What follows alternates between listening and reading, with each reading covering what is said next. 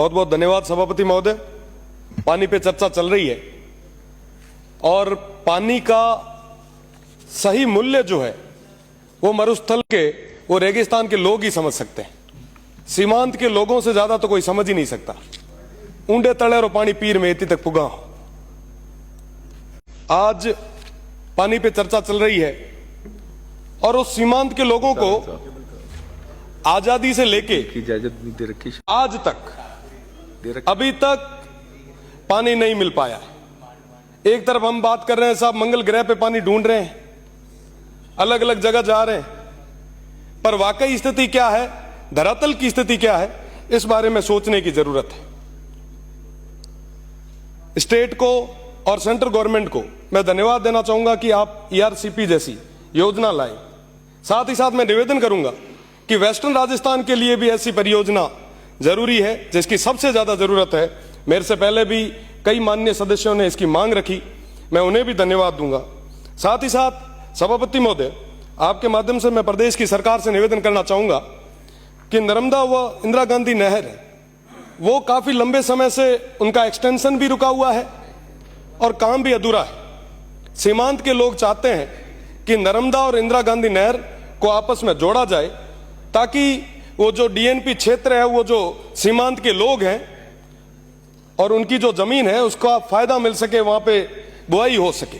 आज के समय में ये बहुत ज्यादा जरूरी है। नर्मदा नहर की मैं बात करूं तो 2013 में इसको लाया गया था, 2017 तक कंप्लीट करना था, 217 गांवों का लक्ष्य था, पर मुझे बड़े दुख के साथ कहना पड़ रहा है कि आज भी वो पूरी नहीं हो पाई और अभी तक वो टेस्टिंग में चल रही है।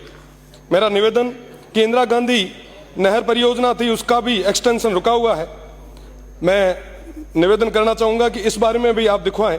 बाड़मेर लिफ्ट कैनाल के माध्यम से शिव ब्लॉक के और बाड़मेर तक, बाड़मेर की विभिन्न गांवों तक पानी पहुंचाया जाता है, पर मोहनगढ़ जहां से ये पानी आता है वहां पे कई बार बिजली आपूर्ति की कमी के कारण ये समस्याएं पैदा हो रही है। आज जल और बिजली दोनों की चर्चा है, इसलिए मैं इस मुद्दे को भी विशेष रूप से रखना चाहूंगा। मुझे भरोसा है आने वाले समय में प्रदेश की सरकार इन विषयों पे मुख्य रूप से ध्यान देगी। आप जो ट्यूबवेल दे रहे हैं, माननीय मंत्री जी ने अभी, सरकार ने जो ट्यूबवेल, जो हेडपंप्स की अभी हमें जो दी है, मैं उनके लिए भी धन्यवाद देना चाहूंगा। उससे पहले भी हमें कई सारे हेडपंप आपने दिए, उसके लिए भी मैं धन्यवाद दूंगा। आप जो हेडपंप दे रहे हैं वो बोरवेल 600-700 फीट के बाद में आपका विभाग कहता है कि साहब इससे ज्यादा हम कर नहीं सकते, अमाउंट इतना ही है। हमारा वो भौगोलिक क्षेत्र जो है, भौगोलिक जो स्थितियां हैं वो अलग है। वहां की 900-1000 फीट ऊपर तो के पानी को नहीं, आप 600 तक खोतरे छोड़ दिया करो। वहां पे जरूरत है कि प्रॉपर तरीके से ट्यूबवेल्स हो, उन लोगों को पानी के लिए भटकना नहीं पड़े। एक ढाणी से दूसरी ढाणी के बीच का जो गैप है वो बहुत ज्यादा है। मेरा निवेदन कि आप इस बारे में भी सोचें। साथ ही साथ जो पुराने हमारे संसाधन थे, बेरियां थी, बावड़ियां थी, हमने उनका रखरखाव छोड़ दिया। पुराने जो स्रोत थे हमने उनको छोड़ दिया, जिसकी वजह से आज ये तमाम समस्याएं हमें देखने को मिल रही है। मेरा निवेदन रहेगा कि आप एक विशेष पैकेज बनाएं, विशेषकर सीमांत के उन लोगों के लिए, ताकि वो जो बेरियां हैं, वो बावड़ियां हैं, वो तालाब है, उनको हम पूरे तरीके से संरक्षित कर सके। साथ ही साथ एक जायका का प्रोजेक्ट रुका हुआ है, काफी लंबे समय से वो पेंडिंग चल रहा है। चोटन की 18 पंचायतें जो मेरी आ रही है, उसके साथ साथ चोटन क्षेत्र के भी कई सारे गांव इससे प्रभावित हो रहे हैं। मेरा निवेदन कि आप इस बारे में भी सोचें। मेरा निवेदन कि स्टाफ की बहुत ज्यादा कमी है। आपको बताना चाहूंगा कि जो नर्मदा है वहां आलेटी से लेके गडरा तक लगभग 5 AN लगते हैं, पर वहां पे 1 AN ही पोस्टेड है।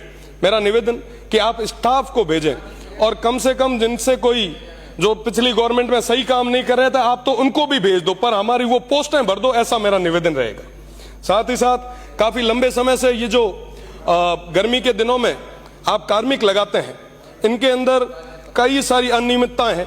आप इन ठेकों पे विशेषकर जांच करवाएं। लंबे समय से, जब से ये आपने ठेका प्रथा शुरू की है तब से लेके आज तक इसमें भारी अनियमितताएं हैं, आप इसकी जांच कराएं। थोड़े दिन पहले मैं एक बस माननीय सभापति, मैं एक गांव बिजावल में गया। वहां बिजावल में गया, आप सोचो कि वो गांव जहां पे नेटवर्क नहीं है, वहां पे कई सारे लोग, बड़े बुजुर्ग, 80-90 साल के बुजुर्ग, वो उस टंकी के नीचे बैठे थे, वो कह रहे हैं कि साहब 30 दिन से हमें पानी नहीं मिल रहा, धरना दे रहे थे। साहब धरने की स्थितियां क्यों पैदा होती है, इसके बारे में भी हमें विचार करना होगा। साथ ही साथ मेरा निवेदन रहेगा, बस एक मिनट साहब, इन तमाम मैं आपसे निवेदन करना चाहूंगा कि बांडासर गांव है जहां के एक 80 साल के बुजुर्ग थे लोंगे खान जी, उनसे मैंने वादा किया था कि साहब पानी पहुंचाऊंगा।